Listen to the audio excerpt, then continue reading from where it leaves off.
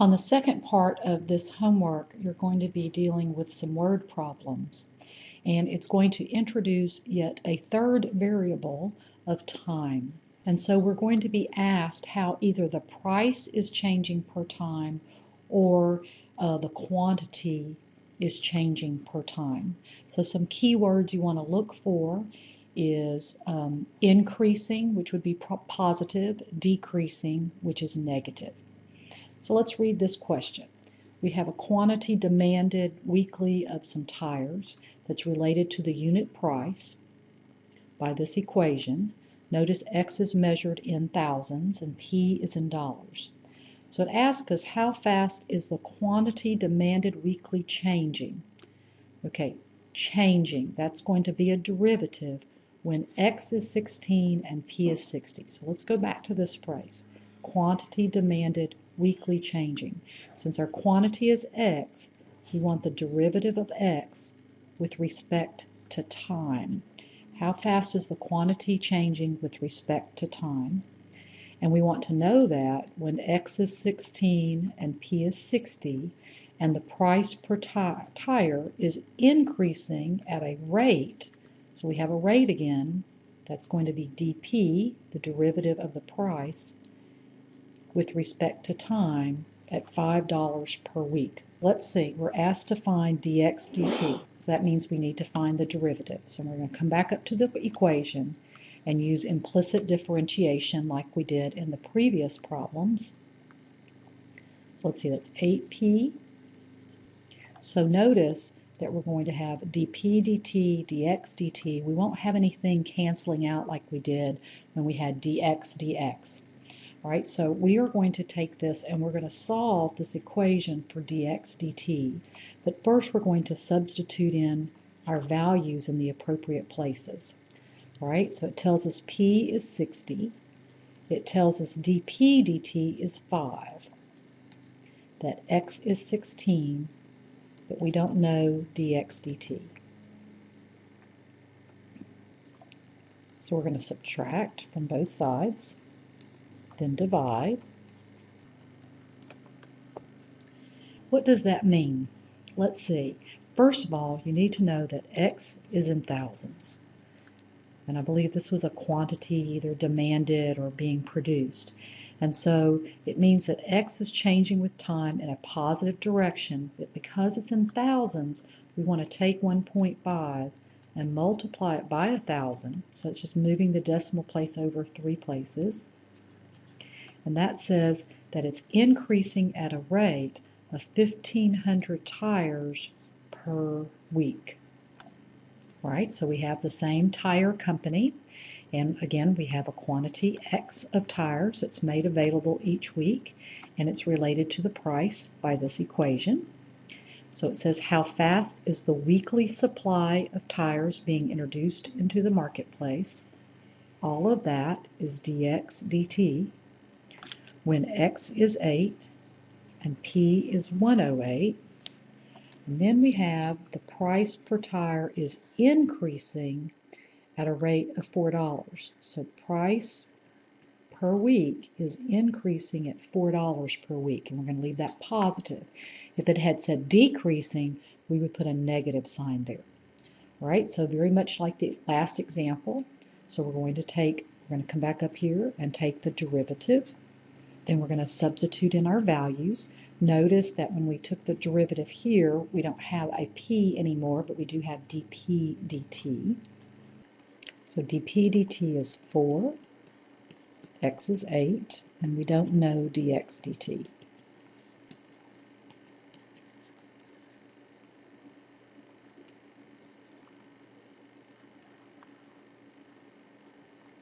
Right, so again, X is measured in thousands, so I'm going to multiply this answer times 1,000, and I'm going to round to the nearest whole number, so I'm going to get 167 tires per week, and it's increasing because it's positive. So on this one, we have headphones, and same idea that P is in dollars and X is in thousands. Let's see, it asks us to find How fast is the quantity demanded increasing? So it's asking us for dx dt. When the price per headphone is $20, so P is $20, and the price is dropping at a rate of $1.25 per week. So the price is changing with respect to time at negative 1.25. So you'll notice they did not give us the value of x. Well, let's see if we're going to need it before we worry about it. All right, so I'm going to come back up to this equation and take the derivative. All right, so in order to solve for dx dt, it does look like I will need the value of x. Well, how do I do that?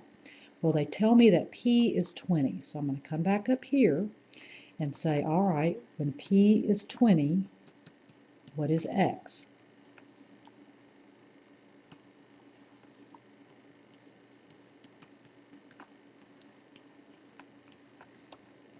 At this point, I would take the square root of both sides, but I don't want to worry about the plus or minus that you usually do when you take the square root, because since x is a quantity demanded, it's actually a quantity, I think, of headphones, that it could not be negative. So the square root of 20 is approximately 4.472. All right, so x is about this when P is 20. So now we can come back to our differential equation and plug in the values and solve for dx dt. Okay, remember this is negative. dp dt was negative.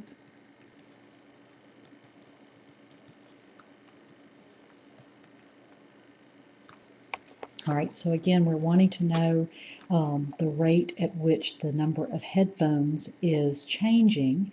So we have a positive change, but remember x is in thousands, so I'm going to take this answer and I'm going to multiply by 1,000, so just move the decimal place over 3, and then rounding to the nearest whole number, that would be 894 headphones per week.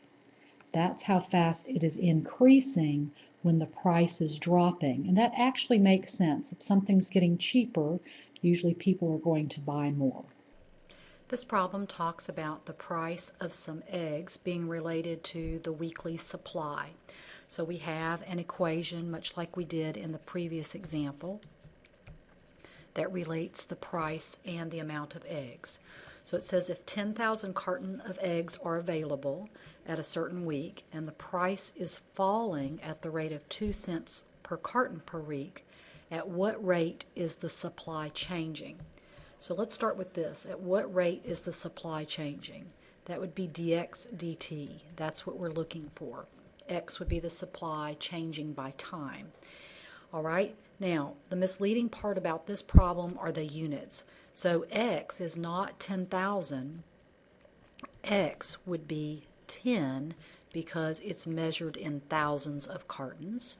All right, the price is falling, so that tells us it's negative. So the price is changing by time by a negative 2 cents per week.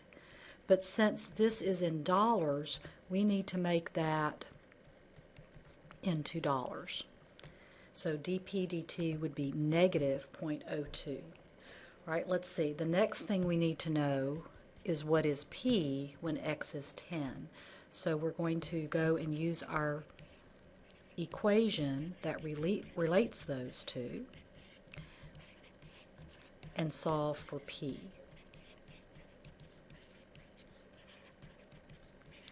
And so when I take the square root, I just want the positive square root of 6, and that is about 2.4495. All right, so I'm asked to solve for dx dt, so that means I must take the derivative with respect to time of my equation. So I'm going to use implicit differentiation. So I have 180p dp dt minus 6x dx dt, and then the derivative of constant, of course, is 0. So I should now have all the values I need in order to solve for dx dt. So P is, again, the square root of 6. dp dt is this negative 0.02. x is 10, and I don't know dx dt. All right, so needing a calculator, multiplying all of this together, I would get negative 8.8182. All right, solving for dx dt, and then dividing both sides by negative 60. All right, and now I want to make sure I answer the question. So let's come up here. It says, at what rate is the supply changing? Round your answer to the nearest whole number.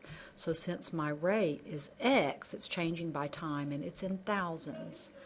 All right, so I need to take my answer and multiply this times 1,000. So it just moves the decimal over 3 places. And then it says round to the nearest whole number. So the rate is changing. It's going down because it's negative 147 cartons per week. All right, let's take that same problem, but change it around just a little bit. So we have that same equation. We have 20,000 cartons of eggs, so x is only going to be 20 because it's measured in thousands. The weekly supply is falling at a rate of 1,200 cartons per week.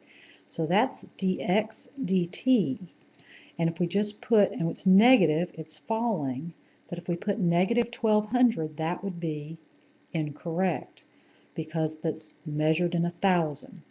So dx dt, where before I was multiplying by 1,000, now I need to divide by 1,000. So it's going to be negative 1.2. And at what rate is the wholesale price changing? So finally, they're going to ask us about the price changing. So we want dp dt. So again, I need to find the price by coming back up here. All right, so that actually comes out as a nice number. So P is going to be 4 when X is 20. And so you could look back at what we did previously about taking that derivative, but I'll just do it again. All right, so we're going to do the substitution of values, but keep in mind we're solving for dp dt.